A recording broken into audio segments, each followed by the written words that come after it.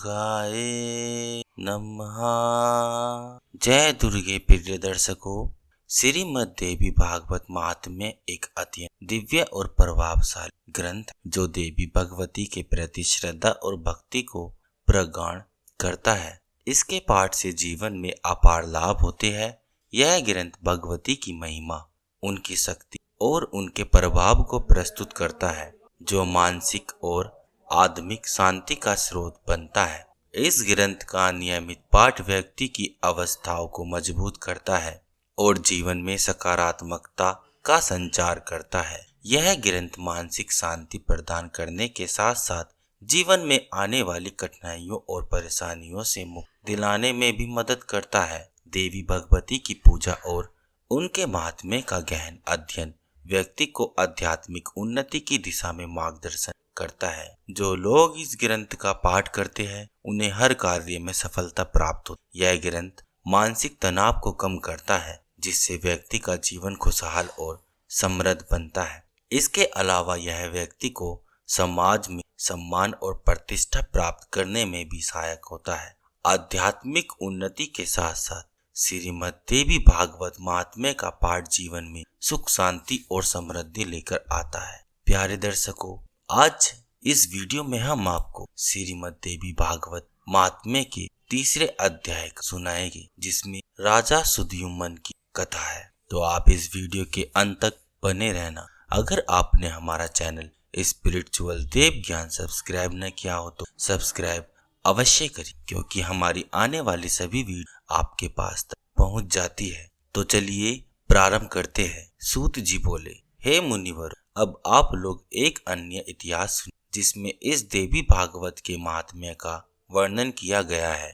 एक बार कुंभयोनि लोपामुद्रापति महर्षि अगस्त्य कुमार कार्तिक के पास जाकर उनकी भली भांति पूजा करके उनसे विविध प्रकार की बातें पूछी। भगवान कार्तिकेय ने दान, तीर्थ, वार्ता के महात्म्य से परिपूर्ण अनेक कथाओं का वर्णन उनसे किया। उन्होंने वाराणसी, मणिकर्णिका, गंगा तथा अनेक तीर्थों के महात्म्य का अत्यंत विस्तार पूर्वक वर्णन किया। उसे सुनकर अगस्त्य मुनि परम प्रसन्न हुए और उन्होंने महातेज संपन्न कुमार कार्तिक लोक कल्याण के लिए पुनः पूछा।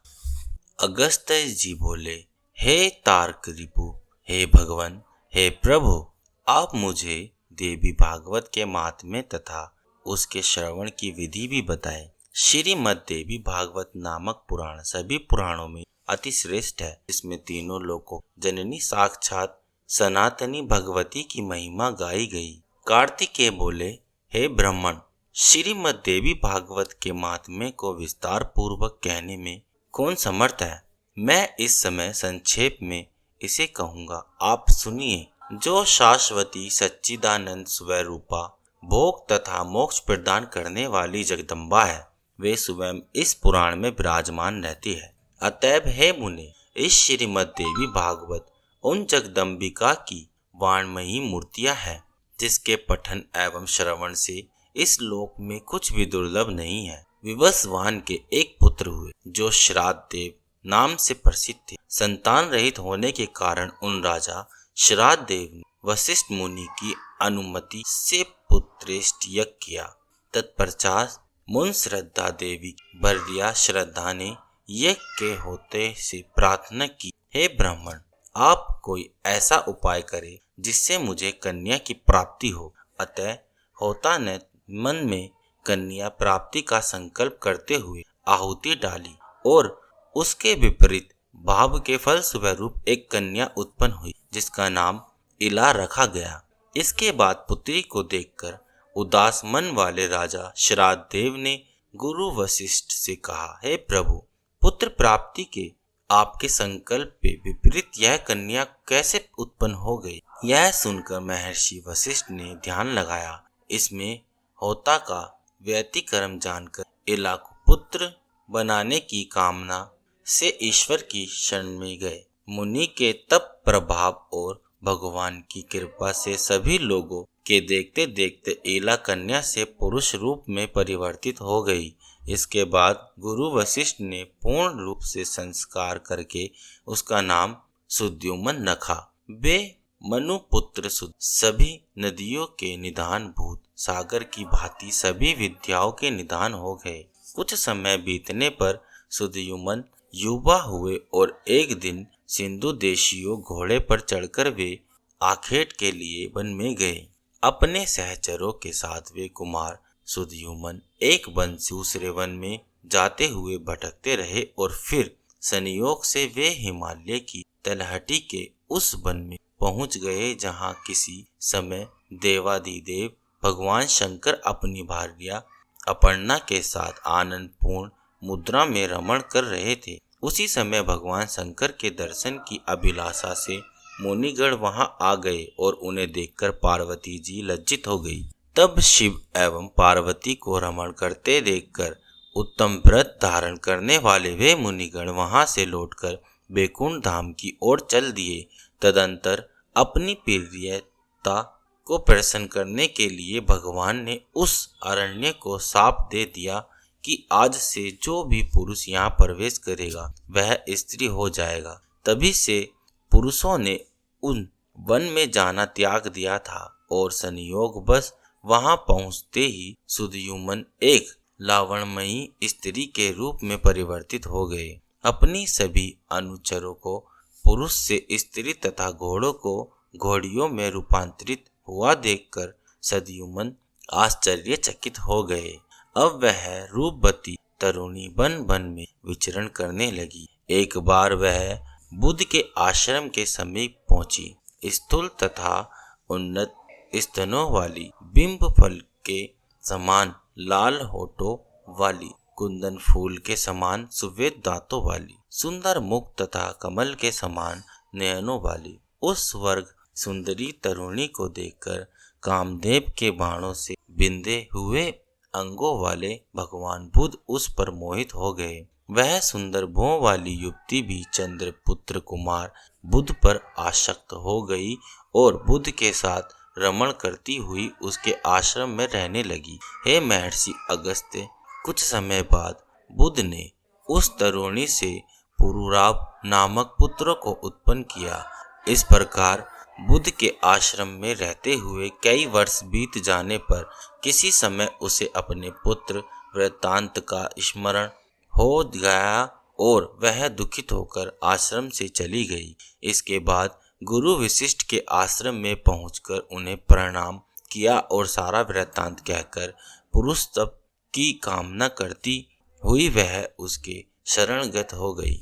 इस प्रकार सभी बातों को जानकर वशिष्ठ जी कैलाश पर्वत पर जाकर विधि विधान से भगवान शंकर की पूजा करके परम भक्ति से उनकी स्तुति करने लगे। वशिष्ठ जी बोले, शिव शंकर कपर्दी गिरिजा के अर्धांग एवं चंद्रमौली को बार बार नमस्कार है। मेरठ सुखदाता कैलाशवासी नीलकंठ भक्तों को भोग तथा मोक्ष प्रदान करने वाले को आपको नमस्कार है। शिव शिव स्वरूप शरणगत भय भारी वृष भाव वाहन शरणदाता परमात्माओं को नमस्कार है। सर्जन पालन तथा संहार के समय ब्रह्मा विष्णु तथा महेश रूपधारी देव वरदाय तथा त्रिपुरारी को मेरा नमस्कार है। यज्ञ रूप तथा याजकों के फलदाताओं को बार बार नमस्कार है। आप गंगाधार सूर्य चंद्र अग्नि सुबह रूप त्रिनेत्र को मेरा नमस्कार है। इस प्रकार मुनि विशिष्ट के द्वारा स्तुति किए जाने पर करोड़ों सूर्य सुदर्शन प्रभा से युक्त तथा भगवती पार्वती के साथ नंदी पर आरूढ़ व जगपति भगवान शंकर प्रकट हो गए।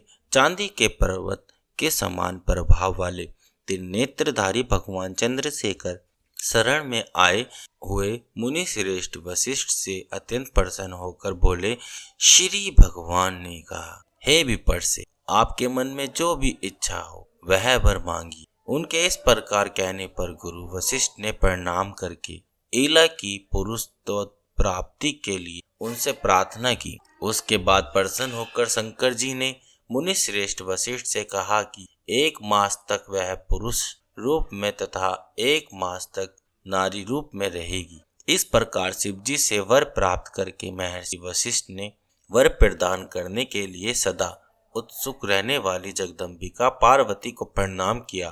करोड़ों चंद्रमा की कला कांति से युक्त तथा सुंदर मुस्कान वाली भगवती की समय पूजा करके सदा के लिए इला की पुरुष तत्व प्राप्ति की कामना से वशिष्ठ जी श्रद्धा पूर्वक उनकी स्तुति करने लगे।